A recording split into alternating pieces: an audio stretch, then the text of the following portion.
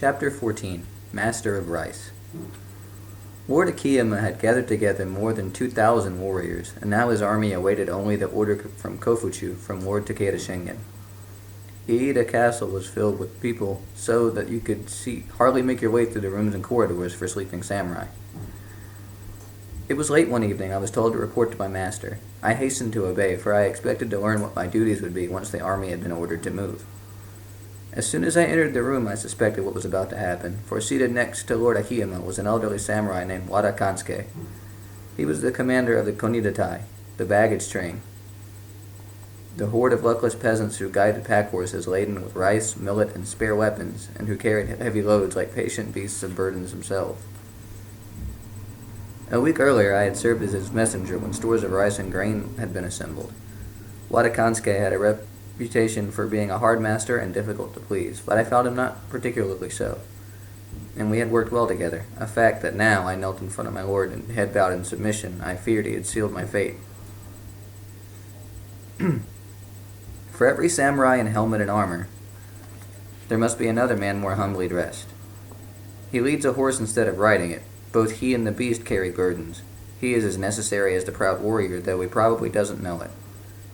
Lord Akiyama paused and looked at me searchingly. I met his gaze, though I found his words far from pleasing. You are to be the aide to this officer. There is none in the whole army I trust more than him. Obey him as you would. For a moment, Lord Akiyama's gaze fell on the old samurai seated beside him, and I too looked at him.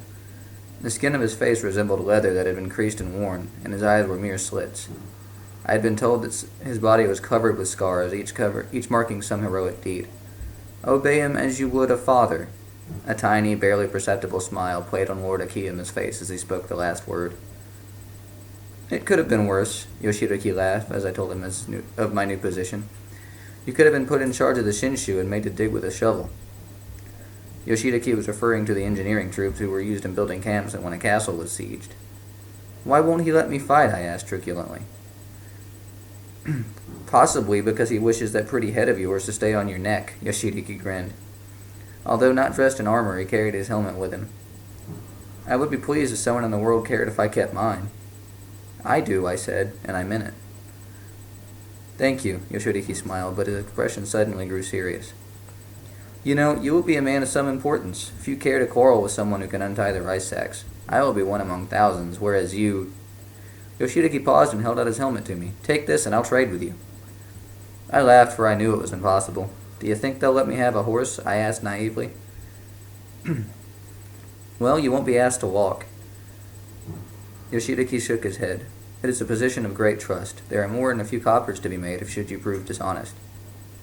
How? I said incredulously, for I had not thought of this. By selling our stores. There will be soldiers enough looking for rice, some because they are hungry, some because they are thirsty and want it for brewing sake. The latter will pay more than the former. Kansuke is honest, I'm sure of that. I wrinkled my brow while I contemplated if I was. And that is why he's in charge of the baggage train. You will find enough brave men among our troops, but honest ones... Yoshitoki laughed again. I will try to be honest. I declared to my friend's amusement. But I wish I weren't so poor, I added, and laughed myself. That is true. Poverty is not the best condition for ensuring honesty.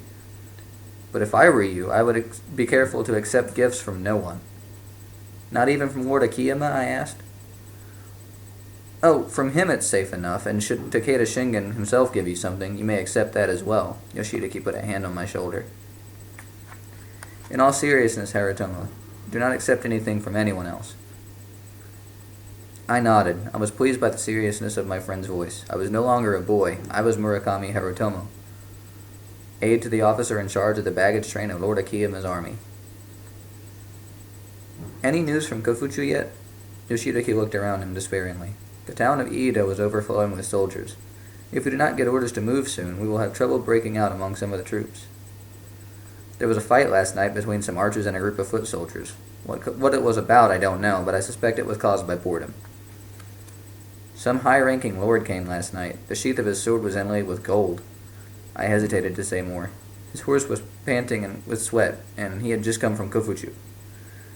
At that moment we were jostled by a couple of samurai who gave us a look of disdain as they passed. Fools, I muttered under my breath. They think themselves better than an officer of the baggage train. Still, I could not help but feel degraded by my post, however important it might be. Has no one offered to buy rice from you yet? Yoshitoki asked in an effort to improve my humor. This morning someone did. I burst out laughing as I recalled the incident. He was a foot soldier. Every time he saw me, he bowed so low that I was afraid he might fall on his face. He didn't speak to me. He just bowed again, as if his backbone were made of hinges. When I finally asked him what he wanted, he fell on his knees and touched to the ground with his forehead and spoke. Master of Rice, he called me, and held out a handful of coins, begging me to sell him a measure of rice. Well, what did you do, Master of Rice? Yoshitoki bowed, imitating the soldier. I told him to get out of my sight before I had him dragged in front of Lord Akiyama, and that frightened him. He went backward, making small bows as he went. I had a hard time not to burst out laughing. Still, you know we have had to set guards around our depots, and even so a few rations of rice have been stolen. In some ways, it will be easier when we are on our way. Most of the troops will be too tired to think of much else than sleep. Now they have nothing to do and they're bored. There is rivalry between some and bad blood between others. I hope your great lord with his great gold-laced sword brought news that we are to leave. He did, tomorrow after sunrise. I lowered my voice to a whisper so no one else could hear me. We've been ordered to issue each man a 3 days' supply of rice and millet. That's how I know. But that's the usual ration, is it not? That does not mean we're leaving, Yoshitoki argued. We were told to give it out at sunrise, as the army would be leaving shortly after. We are to have everything packed and the horses laden before the hour of dragon is passed. We shall be heading south toward Totomi and Mikawa. Yoshitoki looked very wise and serious. In Hamamatsu Castle in Mikawa rules Tokugawa Ieyasu. He is Oda Nobunaga's friend and ally. Lord Tokugawa is an able man, I have been told. After we have defeated him, we shall turn towards Mino and fight Lord Oda himself. And when we have beaten him, we shall enter Kyoto, and Takeda Shingen will be ruler of Japan, the new Kai Shogun. I shook my head. We are not going south. Lord Akiyama's troops are heading towards Mino. We are to fight the Oda army and prevent Lord Oda from coming to the aid of Lord Tokugawa. I smiled, feeling very superior as I told my friend this. "O master of more than rice, how do you know all this?" Yoshitoki laughed and looked at me in surprise. Last night my captain, Wada Kansuke, had drunk a few cups of sake and told me. Did he also tell you whether we'd win or lose? Though usually people have drunk sake and they're sure of victory.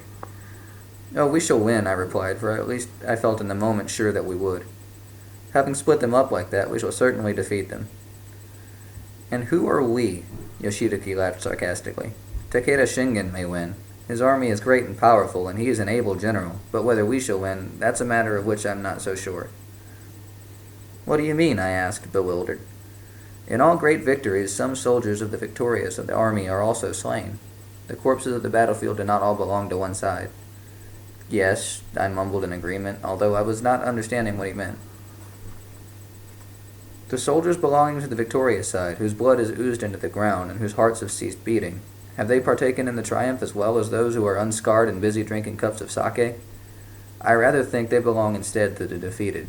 So let us not speak about we, about you and me. You mean those who are killed all belong to the defeated, regardless of what side they're on? I asked. I had never thought of it like that. Then each man is like an army by himself, I explained. Yoshitoki nodded. But even if we survive, meaning you and I, and we enter Kyoto with our victorious general, all is not over. Then comes another fight, different from the one on the battlefield. Not as dangerous, but not as clean either. The sharing of honor and prizes, the spoils of war. That is a battle for which even greater skill may be necessary. Yoshitoki grinned. No, I shan't predict our fortunes before they're fulfilled. Many a victorious warrior has ended his day with a beggar's bowl in his hand. Just at that moment, someone called my name. It was my captain, Wada Kansuke. I smiled a little forlornly, for Yoshitoki's words contained truths I didn't want to hear.